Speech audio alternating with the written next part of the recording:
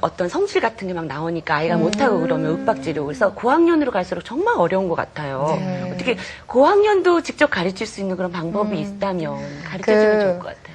아까 말씀하셨는데요. 6세라고 하면 그 아동의 발달 단계상 6, 7세부터 이제 자기 주장, 고집, 세계관이 뚜렷이 나타날 때거든요. 그래서 엄마랑 조금 충돌을 하기도 하는데요. 제가 생각했을 때는 품앗이 교육을 영유아에서 많이 하시는데 멀리 봐서는 초등 고학년까지도 전 가능하다고 생각을 해요. 왜냐하면 아이들이 이제 초등학교 입학을 하면서 동시에 좀 엄마 말을 안 듣게 되고 엄마보다는 내 또래 아이들과의 어떤 그런 유대감이 더 돈독해지기 때문에 점점 엄마랑 대화를 하지 않는 경향이 있거든요.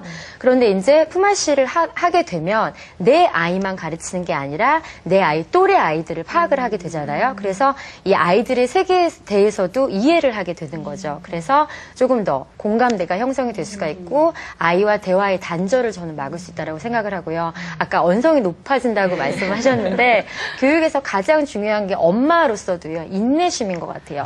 기다려주고 참아주고 격려해주는 거. 그래서 자꾸 언성이 높아지는 건 제가 뒤돌아보니까 저희 아이한테도 그런 적이 있는데 제 욕심이 앞섰던 것 같아요. 그래서 내 아이에게만 포커스를 주면 저는 별로 그렇게 트러블이 있을 거라고 절대 생각을 하지 않고요. 그리고 또 이런 품앗이를 하게 되면 아이 입장에서도요. 가정에서만 있었던 엄마, 뭐 이렇게 전업주부로서의 엄마가 아니라 어떤 학습 컨설턴트의 역할을 하는 엄마가 되는 거예요. 그래서 엄마를 바라볼 때 조금 더 자존심도 세울 수 있고 자존감도 높아질 수 있고요. 또 그런 관찰하고 공부하는 엄마의 모습을 보면서 우리 엄마는 또 다른 큰 역할을 하시는구나라고 해서 엄마에 대해서 굉장히 존경과 사랑이 더 묻어나는 것 같아요. 그래서 저는 고학년까지도 충분히 엄마가 지켜봐주고 고무해주고 그렇게 같이 공부할 수 있는 분위기 환경 조성이 너무나 필요하다고 생각을 해요. 네, 지금 아마 이 품앗이 교육을 보면서 나도 이제 이걸 해봐야겠다, 자아를 찾아야겠다 이러시는 분들 많으실 것 같아요. 네. 우리 방청객에서도 지금 보니까 눈이 반짝반짝하신 분이 계신데 혹시 이런 품앗이 교육에 대해서 관심이 있으신가요? 네, 관심이 있는데요. 지금 질문 하나 드리면은 그 요즘 어린이집도 많이 보내고 영어 유치원 교육이 성황하잖아요. 네. 그런데 품앗이 교육을 하면 그 비용은 얼마 정도 드는지 궁금하거든요. 다른 아이들이 혹시 돈을 내고 하나요? 그렇진 않죠.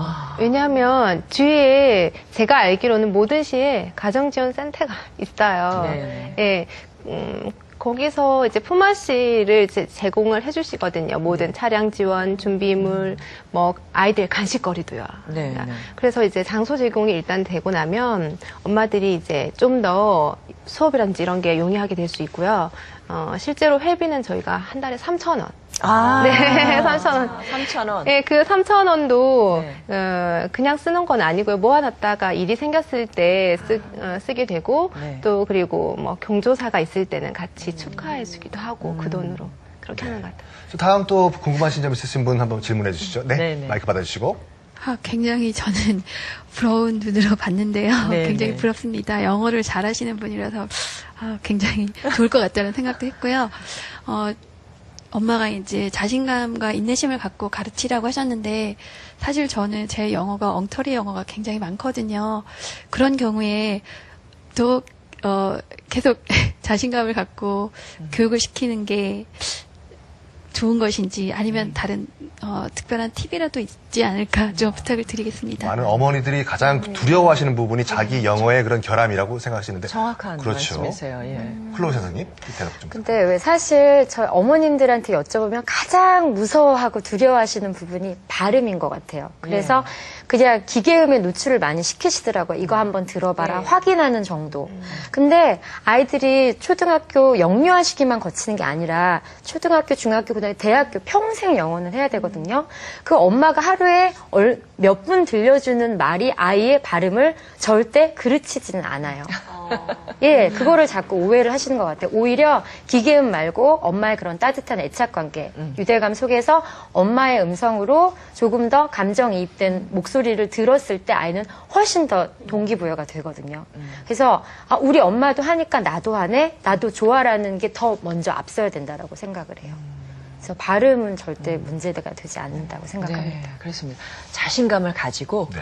한번 해보세요. 예. 이렇게 우리 어머니들이 열의를 가지고 품앗이를 하는 것, 아마 우리나라에서 뿐만 아니라 전 세계적으로도 굉장히 자랑할 만한 그렇죠. 교육 네. 방법이 아닐까 이런 생각이 드는데, 박준원 교수님께 여쭤볼게요. 이 엄마들의 품앗이 교육에 대해서 그 추세가 굉장히 열풍이라고 볼 정도로 많거든요. 네. 어떻게 보세요?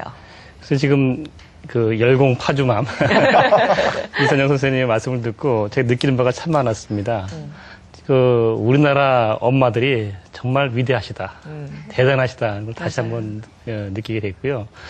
근데 지금 아까 말씀하셨듯이 요새 젊은 엄마들은 예전과 달리 좀 대부분 고등 교육을 다 받으시는 분들이거든요. 그러니까 뭐 영어도 웬만큼 하시고 또 자기 전공 분야에 있어서 그걸 사장시키지 않고, 그러니까 아이들의 눈높이에 맞게 다시 이제 같이 이제 의논을 해서 커리큘럼 짜고 하셔서 정말 내 아이뿐만 아니라 우리 공동체적인 관점에서 이렇게 한다는 것이 참 보기가 좋고 좀 그랬습니다. 네, 그래서 특히 영어도, 특히 아까 영어는 뭐 사실 다른 언어에 비해서 쉽지 않은 것인데도 불구하고 아까 좀 자신감을 가지시고 그 아이들이 해주신 거 정말 좋게 보입니다. 네.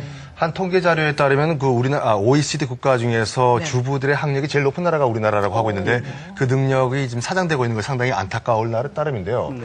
그래서 방금 그 교수님께서 좋은 점을 또 짚어주셨지만 나름대로 보완을 해야 될 점도 반드시 있을 것 같은데 맞아요. 어떤 점을 보완을 해야 될까요? 그렇습니다. 이것도 이제 학습이기 때문에 영어 교육, 특히 이제 언어이기 때문에 체계성, 그다음에 또 지속성, 일관성, 전문성이 같이 이제 돼야 되거든요. 초기에 학생들이 이제 영어에 이제 관심을 가지고 유도할 때는 괜찮습니다만은 또 엄마가 이제 그 분야의 전문가가 아닐 경우에 있어서는 갈수록 좀 어떻게 보면 문제점이 노출될 수가 있습니다. 따라서 이제 지속적으로 이어지기 위해서는 엄마가 또 이제 이 교수법에 관한 그런 다양한 공부를 하셔야 되거든요. 그래서 뭐 요새는 사실 주위에 많이 있어요. 인터넷 통해서도 교수법도 있고 또 뭐 엄마표 해가지고 많이 있습니다. 그래서 아마 또 그런 식으로 해서 자기 개발을 같이 또 하셔서 이제 같이 이제 아이들의 그 성장 속도에 맞게 같이 이제 해주는 것이 중요하지 않겠는가. 네, 그렇습니다. 참 한편으로는 뿌듯하면서도 한편은 좀 부담스러운 이 그 엄마들의 엄마 선생님, 열공 파주맘 우리 마무리하면서 이제 앞으로 어떤 계획 가지고 계신지 말씀드릴게요. 지금처럼 모든 아이들이 웃으면서 영어로 이제 놀았으면 좋겠고요. 당장 외국인을 만나서 얘기를 하는 걸 바라는 건 아니니까 일단 지속적으로 저도 같이 공부하면서 아이도 같이 성장해 나갔으면 좋겠어요. 오늘 맘스토크 우리가 개편하고 처음으로 얘기를 나눠봤는데 어머님들한테 정말 도움이 되는 그런 순서가 아니었나 이런 생각이 듭니다. 함께해 주신 이선영 씨 그리고 클로이 선생님 너무 감사합니다. 네, 감사합니다. 감사합니다. 자, 또 함께해 주신 우리 박준원 교수님 또 안문현 씨께도 감사 말씀드리겠습니다. 네, 고맙습니다. 네. 네, 토크앤 이슈 이제 마칠 시간입니다. 얼마 전에요, 한국교육과정평가원에서 학부모님들을 대상으로 해서 조사를 했다고 합니다. 그 학교 영어 교육 만족도 어느 정도입니까? 하고 물었더니 56%라고 해요. 그러니까 그 전해의 만족도에 비하면 많이 오른 것이 그 전해가요, 30%였대요. 거의 2배가 오른 수치인데 그만큼 네. 우리 공교육 현장에서 우리 노력하시는 선생님들의 노고가 그만큼 대단하다라는 걸 우리가 알 수가 있겠죠. 네, 그렇습니다. 그 영어 공교육 현장의 희망은 결국 그 선생님과 학생들 간의 신뢰가 가장 중요한 점이 아닐까 싶은데 그 신뢰를 쌓는데 저희도 일조하도록 노력하겠습니다. 자, 다음 시간에요. 더 자세한 내용 가지고 여러분 찾아뵙겠습니다. 안녕히 계세요. 감사합니다.